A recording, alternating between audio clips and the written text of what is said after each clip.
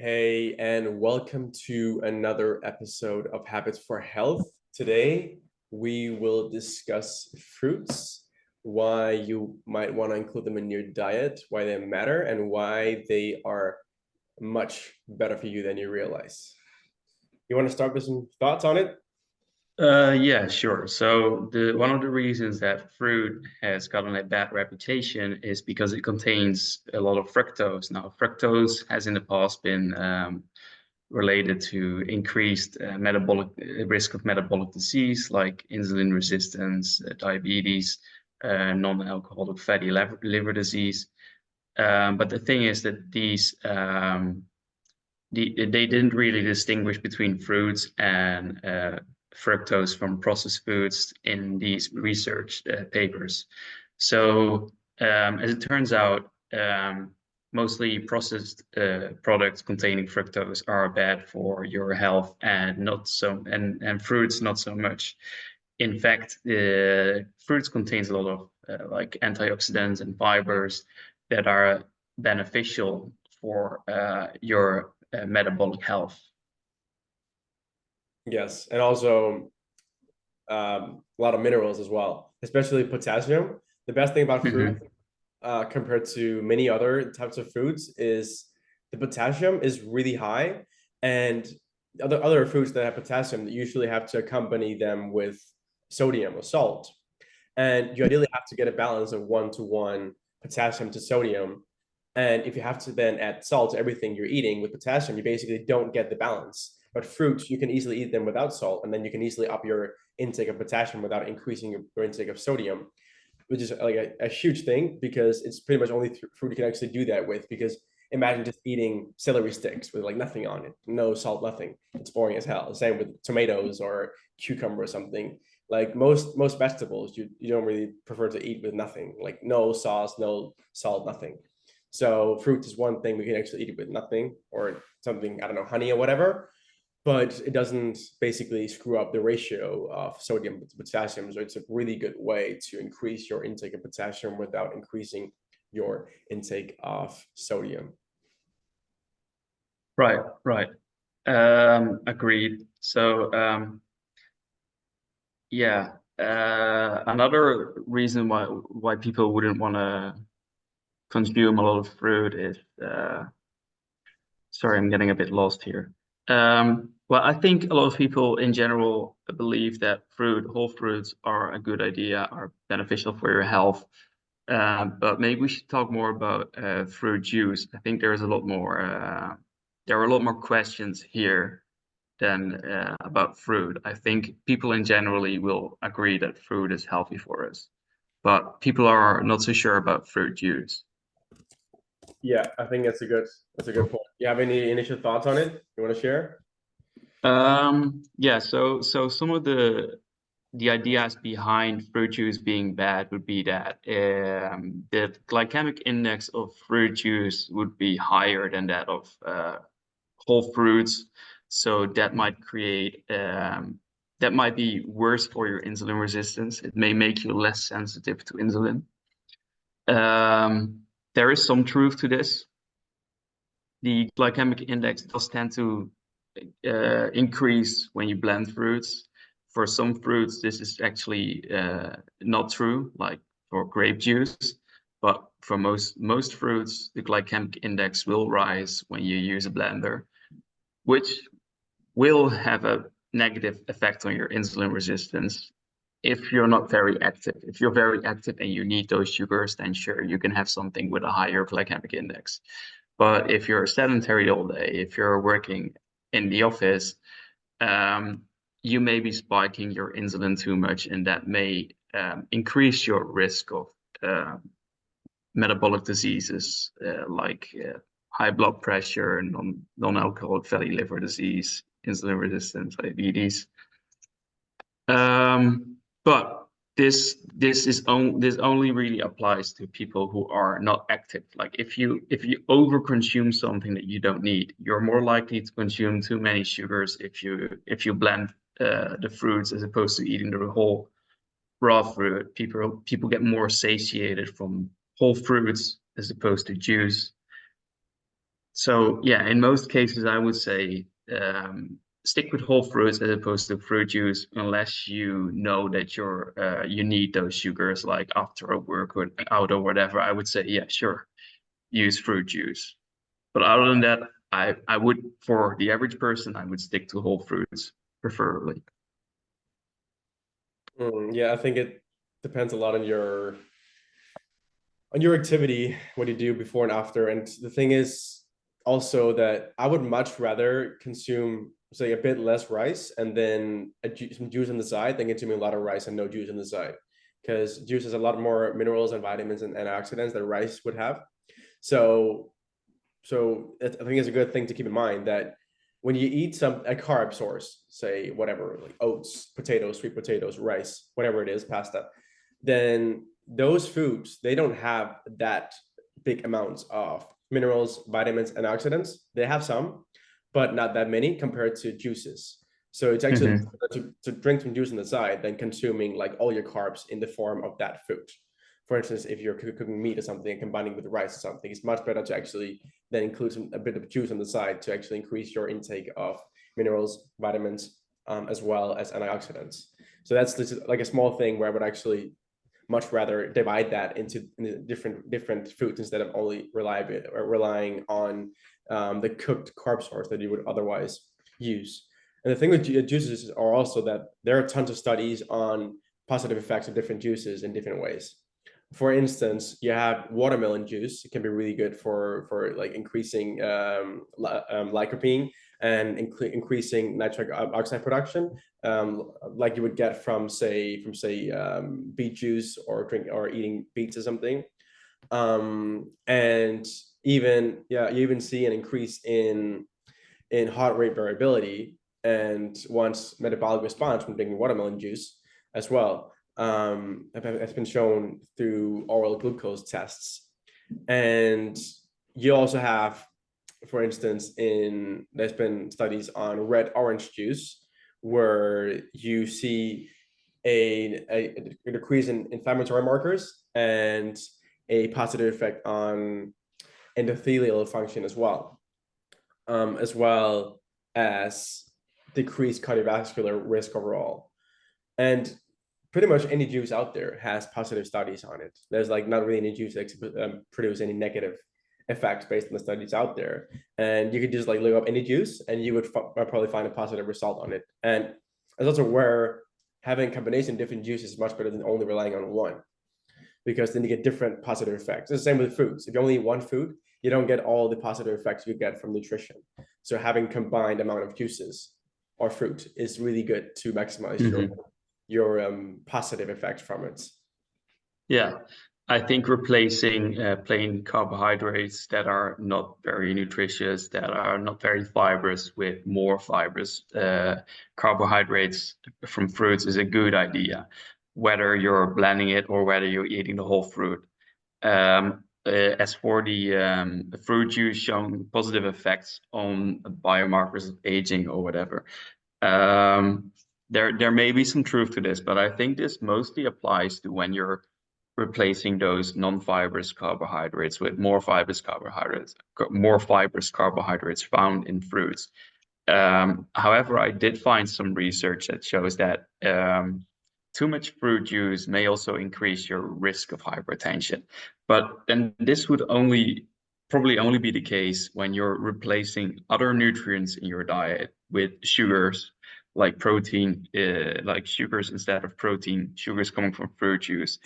Um, but I think that if you're sticking with the same carbohydrate intake, you're going to be fine.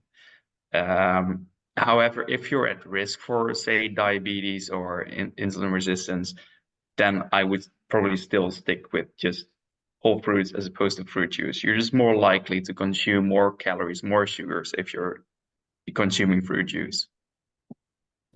Yeah, I think it's all about preference, because of course you could totally eat say an apple after you eat like a meal or something to get more nutritious carbs into your diet, but you could also just add some fruit juice on the side.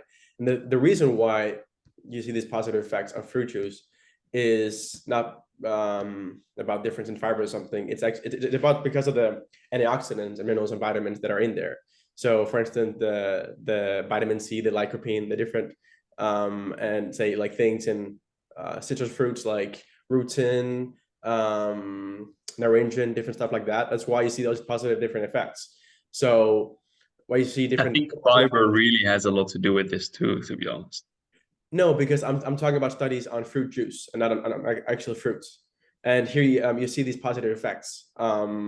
So, and this is like pomegranate juice, grape juice, orange juice, grapefruit juice, tart cherry juice, watermelon juice, like pretty much any juice out there. So that's why having combination of those can really be helpful. Those are why when I drink juice, I normally combine different juices. So I get like juice blends and I also blend those blends. So for me, like I the taste is always like good no matter how you blend it to me. But for me, it's just about maximizing the nutrients that I get from the diet. That's why I combine it. So for me, that's quite an easy way to do it. Okay. But don't you think all these findings on fruit juice, these positive findings on fruit juice in research papers, would also be fine for whole fruits? Sure, sure. I'm not Okay. saying they would not. I'm just talking about that it could be a lot more convenient, say, drinking a glass of juice than, say, having to get an apple or something. Say you're at a restaurant, then Mm-hmm. like you can't really get juice, or sorry, you can't really get a fruit. So you can order juice on the side to drink that along Mm-hmm. your meal of say rice with beef or whatever. So then you could increase your nutrient intake through that. But Mm-hmm. if you're at home and you have like fruit in the fridge, you can totally take fruit after you eat the meal if you want. You can also drink it on the side, Mm-hmm. juice if you want. Yeah. So I don't think it matters much. If you just the main thing is always to tie your intake of foods based on your activity and your stress levels in the body. So if you're just sitting around all day, like no matter what food you eat in terms of carbs, I would always not consume that many carbs. Like some for overall function of your body, yes, but I would really try to not to minimize it, because if you're not using a lot of fuel, you don't need a lot of fuel basically. Then you're just gaining fat, Mm-hmm. and it doesn't matter which kind of food it is. It's Yeah. just like any type Yeah. of food that you eat too much of, depending on what your body needs, is always a bad idea. So Yeah. I wouldn't really worry much about like whether you're drinking juice or eating it in a, like the whole fruit, as long as you're tying it to your activity levels. I agree with that to some extent. I think fructose got a bad rep for possibly leading to non-alcoholic fatty liver disease. However, any kind of excess calorie can cause this disease. So you're totally right about that. As for fruit juice as opposed to whole fruit, I think if you're like on the edge of going overweight or insulin resistance, then I think people should try and prefer whole fruit over fruit juice. However, the glycemic index doesn't change that much by blending something. It's not like you destroy all the fiber, but it's going to create a bit of a larger insulin response as opposed to whole fruits. So yeah, I think a lot of people these days are struggling with excess weight and they may be prone to insulin resistance. So I think in general, sticking with whole fruits is a good idea. However, it also kind of depends on what you're replacing it with. If you're replacing it with low glycemic carbohydrates, then you may just want to stick with those low glycemic carbohydrates. If you're replacing it with, say, simple white rice, which is quite high in glycemic load, glycemic index, then sure, replace it with fruit juice. So yeah, I find it a bit difficult to recommend fruit juice to people who may be more prone to developing diabetes or insulin resistance. So the thing Get is, what I'm saying? yeah, I understand, but the thing is, there's even studies on say fruit juice also actually improving your insulin levels and your uptake of glucose. So and the same is found in even honey, simple sugar like honey, that it actually increases your ability to tolerate so basically glucose in the body and decreasing insulin levels overall. So Mm-hmm. what I basically think about is then if you have, say, an obese individual or an individual that struggles with their weights, I would try to then go for the foods that helps them decrease hunger the most. So if they feel Mhm. like eating whole fruit is much easier for them to basically consume less because they're struggling with their weight and they're maybe not moving enough, then I would go with that for sure. But fruit juice could also be very filling. Like for me, I drinking juice, like I definitely feel like I feel full from it because my stomach feels full, like drinking a lot. So for me, it's not an issue at all. Like for me, it's not really doesn't really matter if I change like if I get the juice or I get the whole fruit in terms of saturation. So I think it matters mostly about that. So if you're consuming a lot more drinking juice than you would eating the fruit, then yeah, go for the fruit. Then it's a good idea to basically eat less, especially when you're struggling with your insulin levels and you are obese. But if fruit Mhm. is easier for you to consume less, then I would go for that. So I think it's much about that than anything else. Yeah. Yeah. All right. Um, yeah, it's interesting. You know, there's this fine line of how many carbohydrates do you need, and there's some research that I read, and they replaced some carbohydrates with, or no, they gave people fruit juice, and they found that like a cup of fruit juice a day had a positive effect on the health outcome, and then adding 3 glasses of fruit juice had a negative effect on hypertension.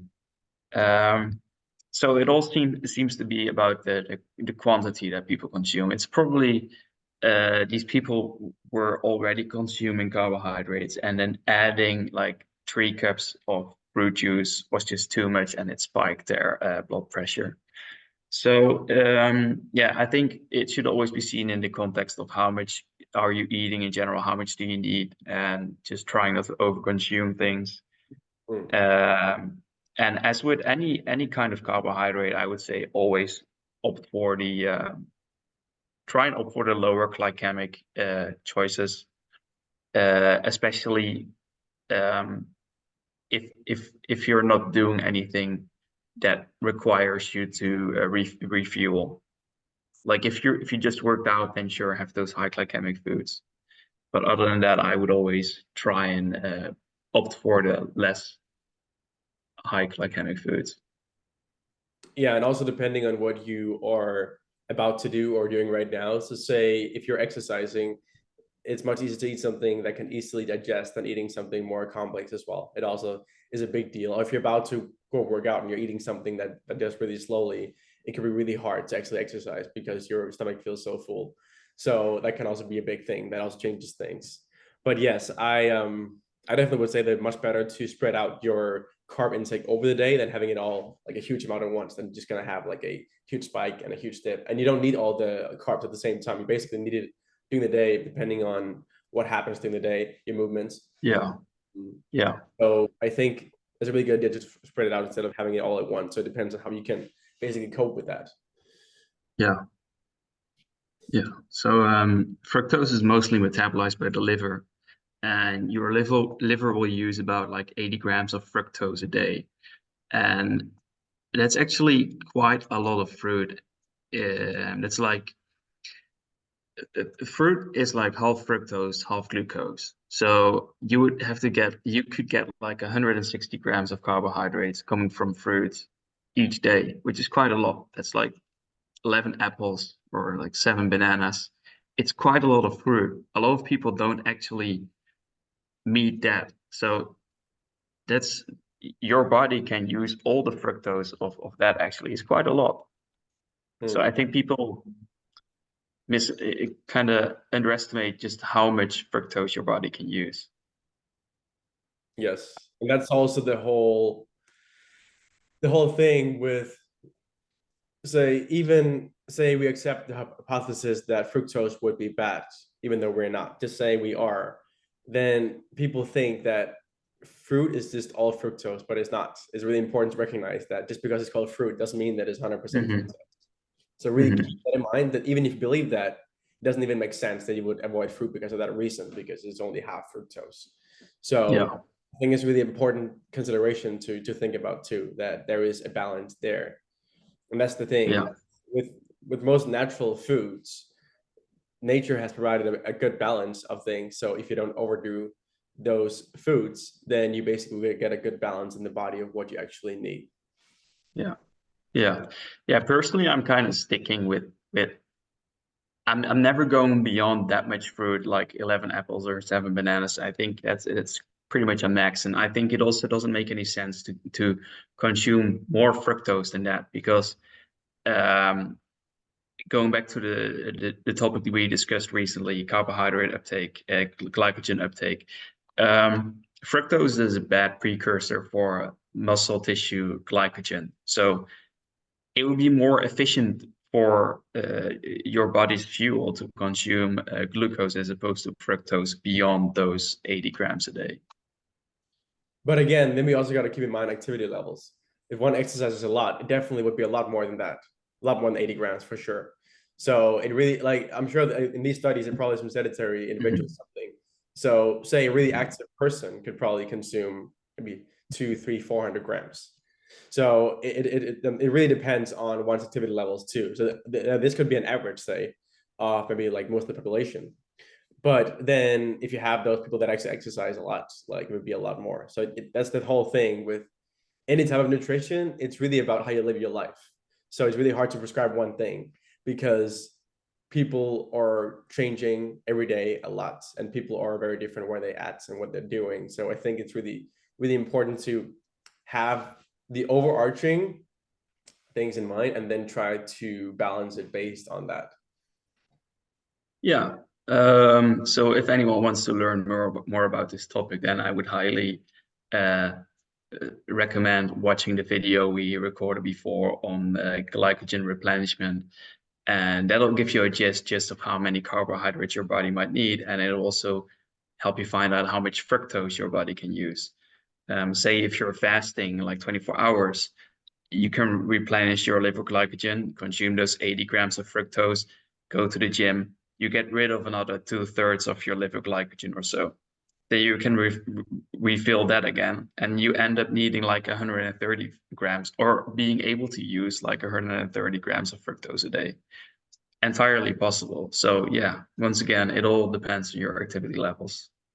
Yes, and we're also going to put out the second part of that carb podcast very soon as well. So keep tuned for that as well, so you can learn more on the topic. But otherwise, I think we are good on fruit for now, unless you have any other things you want to mention. No, I'm good. Oh wait, I actually have one question. What are your favorite fruits and why? Um,